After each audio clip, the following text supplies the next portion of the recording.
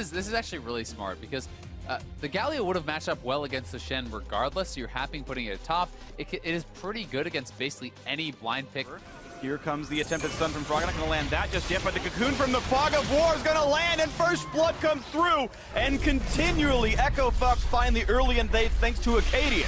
Yeah, very expecting them to make such a bold move this early on, and the Baron is just going to go straight over to Echo Fox because of their vision control and because of the lead. TL is way buys him a bit of time as well, but Acadian's still going to get attacked, and looks like patience may just pay off. Will they take him down? The flash, Rainover and Piglet secure the kill. 1-1 on the scoreboard.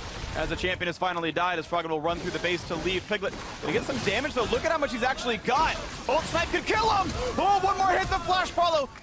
And a flash to run for Froggen. He's out of range now, and Piglet does not have. Oh, he does! Oh, he does! He actually had the mana. I take it back. Piglet remaining. But now he's still on the wrong side of this fight, so he's hoping to buy time for his team, who are pushing the bot lane. So Froggen is 1v2, but the rest of the team has killed off part of the base. Problem is, it's trading a kill for an open inhibitor feels wrong for the team. This could be the moment.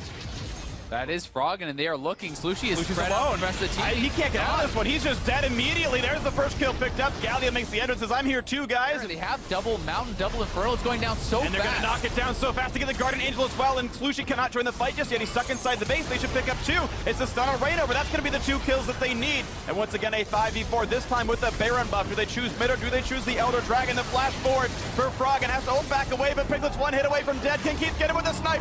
And he does not guess properly. The juke to the left keeps Piglet safe for now. There's a flash. Cocoon's going to miss the stun onto Acadian. Down, you have to try to fight here, but it doesn't look like they're in position. I mean, a 5 Elder Dragon burn is just like...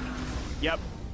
Enormous. It's a 6 still in the wings. Nearly down to Cocoon. Look for damage into Acadian. Knocks him pretty low. Back onto Keith. He might take down Keith, but the taunt is there. The knockup, but they got Piglet. And that is all they really needed. Now Rainover forced to kite away. He's burning down from the dragon, but the inhibitor is going to fall. And Echo Fox, 5 men strong. Finally have the tools to break into the base. No inhibitor standing. Only the Nexus turrets left up. And Piglet, the primary carry, no longer here to defend them. A TP just to make sure it's easy. Looper to rejoin the fight in the front line. The first turret going to fall. Keith in the back lines. He and Gate did win the lane, and it was a lot of the reason this game started out so well. And finally, Echo Fox, it was a struggle, but 7 total kills in. They will knock down the Nexus, and Echo Fox 3-0 in games, taking on the first one against Liquid. They get the job done. It wasn't clean, but they finally are able to capitalize. They force the QSS from Piglet, and then knowing he has no summoners, Looper can flash in on him, and they take him down. A valiant hold at the end for quite some time from Liquid, but they just gave up way too much in the early game, and their macro game left so much to be wanted from that. I mean, yeah, Liquid, it's been the story in all their games so far. They have not been able to experimenting with some pretty wacky stuff. It doesn't always come out into LCS, but Gate obviously has the confidence in his solo queue picks to bring them to stage. It's going to be fun. The final pick comes through as a cast. 3 summoners blown for the 2 of Froggen. Right, Acadian got to keep his flash up, and now looking for Slushy. Can he find the damage? The knockback is going to land. No way out. Beautiful counter gank comes through, and look at that. The follow through on the setup, as you mentioned it. It was better for them, and there's the kill. Well, bot as well. Piglet is still here, has no flash. Exhaust on the Piglet, low health. He's going to go for the knockup, going to survive a few seconds longer, but Piglet just withstands all the damage up, but had heal, and even then it wouldn't have mattered. He's healthy enough, so Gate fighting up. It seemed like it actually shattered there. I don't think he got the last auto attack. No, he got the freeze itself. Now look at the kick flash, and he's going to be a kill in the top lane. Acadian continues to make the really nicely done, and it just feels like Rainover is not able to match him just yet. The Gate here in the mid lane couldn't get this freeze. That's going to be a stun. That's going to be the shatter damage as well. And just look at the explosion there. Rainover actually flashed to do nothing with Cocoon. What a roam from out of here. He's got flash. He's going to get rooted no matter what. Matt flashes and barely lands that one. Now he's rooted up, and now the kill's coming through. Rainover gets himself a kill finally, and the roam to the bot side does work. So bot outer team the crime. The rest of the team is around. Lands a slow, looks to kite off on a Rainover. 3 more attacks will be a stun. He's trying to get away from this one, but now he's going to be hit up by the Cassiopeia. The chase is on. The kill comes through, and Looper sadly runs to his demise, showing some very obvious and dedicated moves towards getting the advantage in the game. Solution not going to be part of this one. The stun barely lands from Gate. That was a tight minion, and he's going to land it, and it's going to be going down. Froggen gets the kill for that. Acadian was looking for Rain over there, but could start going their way, because that's one way you could get back.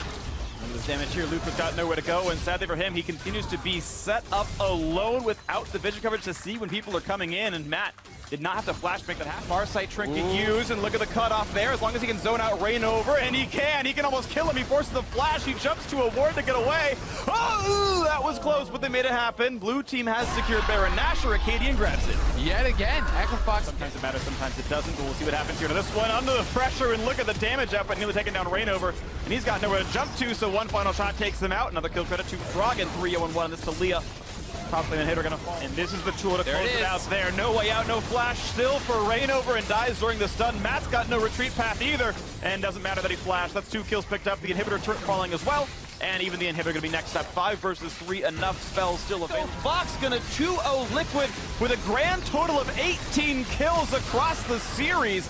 There's a few more can fall, but the Nexus is under fire. Piglet forces a kite back. One more kill picked up in the end, and less than 20 kills results in a 2-0 victory for Echo Fox. And a 4-0 weekend, they win both their series, 2 2-0s apiece, and Echo Fox have got to be very happy about their start to the season. And Team Liquid is in the exact opposite situation. They didn't even pick up a single game win this time around, and honestly, we're never close, really, against Echo Fox today. No, not at all. It's been early game advantages kind of the whole way through. A kill in the bot lane didn't mean that much for Piglet and Matt. So for Echo Fox, it's almost the right kind of 2-0 week. You won and you feel good, but you also see the mistakes that you can work on. Yeah. Say, look, we're good enough to get the wins, but here's the evidence of things we want to get better at. That game 1, again, I think was very slow. Game 2 definitely looked a lot better, so it seemed like even in this one, they cleaned up some elements there. And Echo Fox, maybe they're back to the odd week, even week curse from the spring.